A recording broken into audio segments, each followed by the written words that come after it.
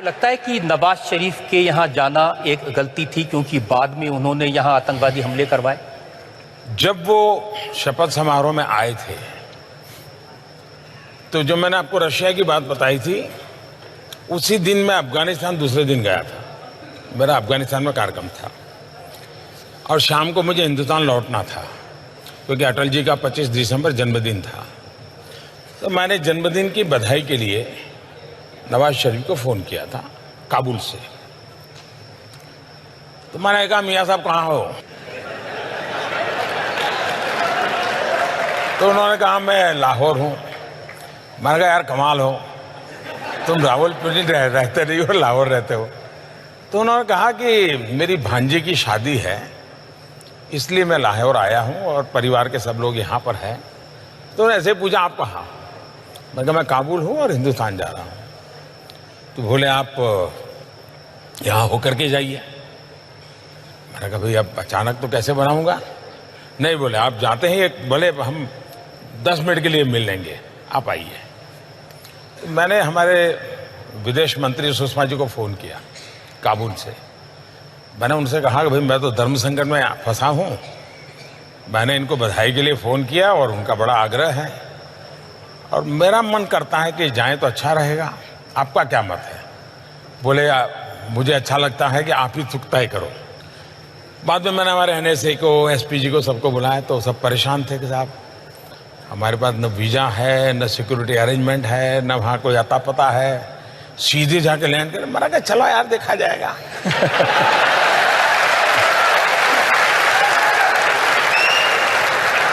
तो हम लाहौर गए एक सदिच्छा से, क्योंकि वो मेरे यहाँ शपथ समारोह में आया तो मुझे लगता था कि शायद ये जेन्युइन व्यक्ति हैं, कुछ कर पाएंगे और मुझे सिर्फ कर्सी कॉल करना है। तो हम करीब आए, वहाँ पहुँचे तो उनका अभी मेरे हेलीकॉप्टर में मेरे घर जाना होगा। नॉर्मली एक देश का मुखिया दूसरे देश में किसी दूसरे के जहाज में नहीं बैठता है, सोचता है 50 बार। मैंने कहा, चलो यार। तो हम उनके हेलीकॉप्टर में बैठ गए। तो उनके हेलीकॉप्टर में हम गए, उनके परिवारजनों से मिले, चाय वगैरह पिया, गुड़ी गुड़ी बातें हुई। बाकी तो कोई सीरियस नहीं, काफ़ी लोग थे हम लोग। लेकिन पूरे पाकिस्तान में एक मैसेज गया कि भारत सचमुच में पाकिस्तान का बुरा नहीं चाहता है। और ये सबसे बड़ी सफलता थी मेरी 1 घंटे की इस विजिट की। कॉमन मैन, पाकिस्तान के कॉमन मैन के दिल में जो झूठ फैलाया गया था, उसको मैसेज चला गया कि हिंदुस्तान पाकिस्तान की आवाम का भला चाहता है।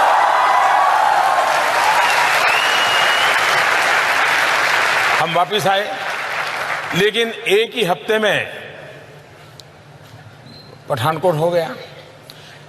अब ये जो लोग एनालिसिस करते हैं उनको एनालिसिस करना चाहिए। अगर मेरी तरफ से ये 2 जेस्चर न हुए होते, एक शपथ समारोह में बुलाना, दूसरा काबुल से आते समय कुछ समय रुक करके लाहौर में मिलना, इन 2 का इतना पॉजिटिव एनवायरनमेंट था कि विश्व को पठानकोट, उरी के बाद की घटनाएं या पुलवामा, ये समझाने में मुझे मेहनत ही नहीं पड़ रही है। लोग की दुनिया मान गई कि मोदी सच है। देखिए, उसने कोशिश की थी, ये गड़बड़ पाकिस्तान की है। तो ये 2 घटनाएं ने हिंदुस्तान को आने वाले कई वर्षों तक लाभ होने वाला है। ये जिनको समझ नहीं है वो झूले पर क्यों बैठे और चाय पीने क्यों चले गए। कुछ लोग तो बिरयानी बीच में ले आए हैं। हाँ। तो ये लोगों को कुछ समझ ही नहीं है जी। या तो उनके दिमाग में राजनीति इतनी भर गई है कि राष्ट्रनीति भूल जाते हो। राष्ट्रनीति सर्वोपरि होती है, राजनीति तो बात की बात होती है। लेकिन देश का दुर्भाग्य है कि अब, और मेरे नसीब में ऐसा विपक्ष मिला है, मैं क्या करूं।